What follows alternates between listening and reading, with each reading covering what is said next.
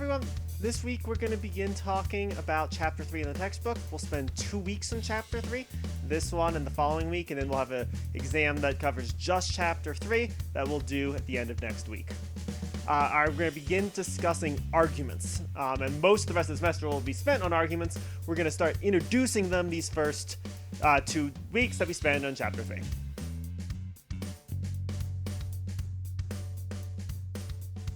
Alright, so when we hear talk of an argument in a logic class, we're going to mean something a little bit more specialized than argument frequently means in the course of normal English. Normally, when you hear people talking about an argument in normal English, it might sound like people are having a fight, or they're yelling at each other, or they're screaming at one another. That indeed maybe could happen in the course of a inquiry, if the inquiry devolves in some sense into something a little bit worse. But when we use the word argument in a logic class, we're going to mean it in a technical sense. So an argument is any set of claims that is intended to establish that some conclusion is true. And so at the end of hearing a good argument, you will indeed have good reasons to believe that some conclusion is true. Precisely how confident you should be that the conclusion is true will vary based on the kind of argument that you look at. But you'll have at least a high degree of confidence, some degree of confidence from a good argument that a conclusion is true. An argument has two different parts. So first, every argument is going to have some number of premises, and this is at least one. It could be one premise, it could be 1,000 premises, doesn't matter, but at least one premise. And then second, every argument is going to have exactly one conclusion. So there'll never be more than one primary conclusion contained within an argument. Premises, when I use that word, that's again, we use this in a technical sense. Premises are reasons to believe that the conclusion is true. And the conclusion is what the argument wants you to believe, what the argument is trying to get you to believe to be true on the basis of the reasons that it supplies.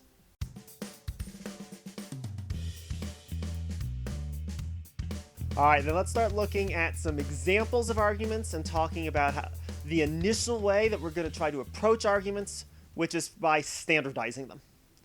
So when we standardize an argument, it's relatively straightforward. We're basically just going to rewrite the argument into a neater form, possibly rewording some of the premises or the conclusion to make it just a little bit clearer what the central claim is that was contained within it. So the way we're going to do this, first you begin, and indeed this is how I'm going to recommend you begin basically every problem for the remainder of the semester. Begin by identifying the conclusion of the argument, put that at the bottom of your standardization, then list the premises in the order that you find them within the argument, above it in a numbered list. Right? And that's our standardization. So let's look at an example of an argument and practice standardizing it. So Kara is a mammal because Kara is a cat and all cats are mammals. Right, so first step is identify the conclusion in this argument. The conclusion in the argument is going to be the main thing that the argument wants us to believe is true. In this case, it's pretty straightforward. Kara is a mammal. That's going to be our conclusion. There's going to be 3 things that you can look at to help you identify conclusions. We'll see which of them are relevant in this case.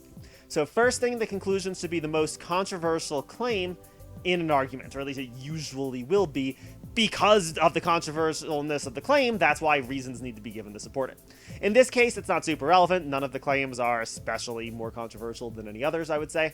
Other things that you can look for are conclusion and premise indicator words or phrases. These are brief little words, phrases that tend to indicate that what follows them is going to be either a conclusion or a premise.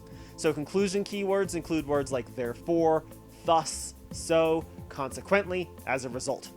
Premise keywords are words like because, since, given that, as indicated by. And in this case, we do indeed see a conclusion or a premise keyword. The because indicates that what follows is likely to be a premise. That's how we can know in this case that Kara is a mammal. Right, so then once we have that figured out, we write Kara is a mammal on the last line. Then we just list the premises in the order we see them. So 1, Kara is a cat. 2, Kara is a mammal. The reason I'm breaking that up, even though it's all one sentence, is because Kara is a cat is a different claim than all cats are mammals. And so since they're different claims, they should be sort of separated out, and because they can be evaluated separately. Maybe Kara is actually the name of my dog rather than the name of my cat. It still would be true, though, that all cats are mammals. So since we can analyze the claims separately, we should separate them in our standardization. All right, let's look at one more example in the case of standardizations. So I studied hard for the test. I did all the homework. I've done well on previous tests. I'll probably do well on this test too. All right. In this case, we don't really see any clue words indicating either premises or conclusions. So what is our central conclusion? What's the main claim? In this case, there's a third test that we can use. The conclusion in an argument is what everything else present in the argument should sort of point toward. Everything else should sort of indicate or point in the direction of the conclusion. And in this case, what everything is sort of seems to be talking around is this idea of the test. What is everything else being talked about? How likely am I to do well on the test? What are things that give me good reason to think that I'll do well on the test? So because of that, we can say that the conclusion in this case is the last sentence. Again, the standardization, easy. We take that conclusion, write it at the bottom, then list the other three sentences. I studied hard for the test. That's one claim. I did all the homework. That's another claim. I've done well in all the previous tests. That's a third claim. Take those three together with the conclusion. We've got our standardization. One last note about standardizing an argument. You are entirely allowed, and in many cases you'll even want to sort of rewrite the argument or the premises or the conclusion as they're written to make them a little bit clearer. That wasn't really super necessary in any of the cases we really looked at, but you don't need to write the whole thing out, particularly if it contains sort of irrelevant details or sort of rhetorical flourishes or whatever. You can rewrite it so that only the central key claims are being addressed in your standardization.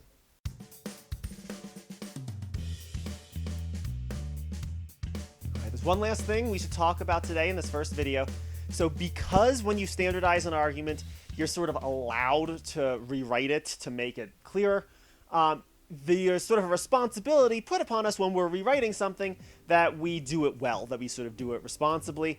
To talk about this, we're going to discuss the principle of charity, how we can sort of do a good job standardizing, because a lot of the times when we encounter arguments, we're going to find things that are really ambiguous, where it's not actually clear what the person who's making the argument really means, what they really intend, because of sort of looseness of language, or just because maybe they weren't very clear to themselves what even they meant.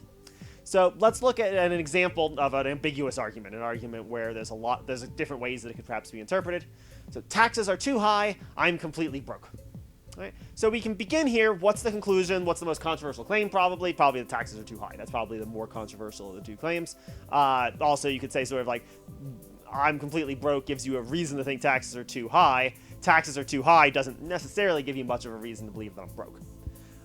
Okay, so if we sort of just write it as written, we end with this, I am completely broke as the premise. That's kind of ambiguous. What does that mean? What does the person making this argument mean? There's a couple of different ways we could take it. Perhaps they mean, I don't have any money at all, therefore taxes are too high. That's one way we could render it. Or we could render it, I'm struggling to make ends meet, therefore taxes are too high.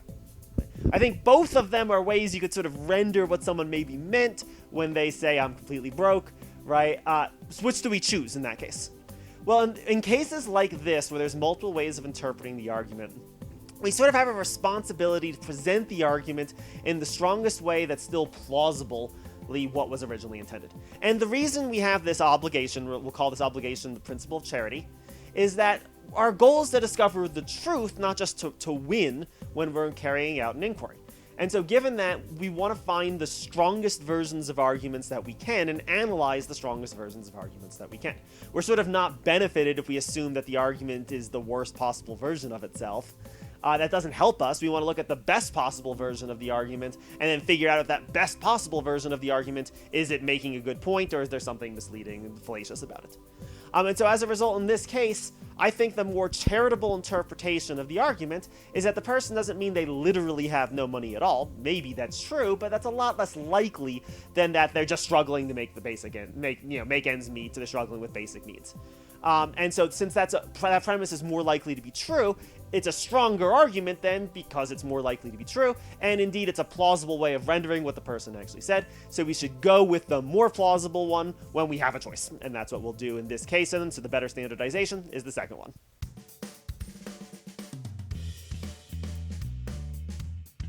Alright, so Thank you all very much for this video. We introduced the idea of what an argument is, what the sort of parts of it are, and how you sort of go about beginning to standardize an argument in this video.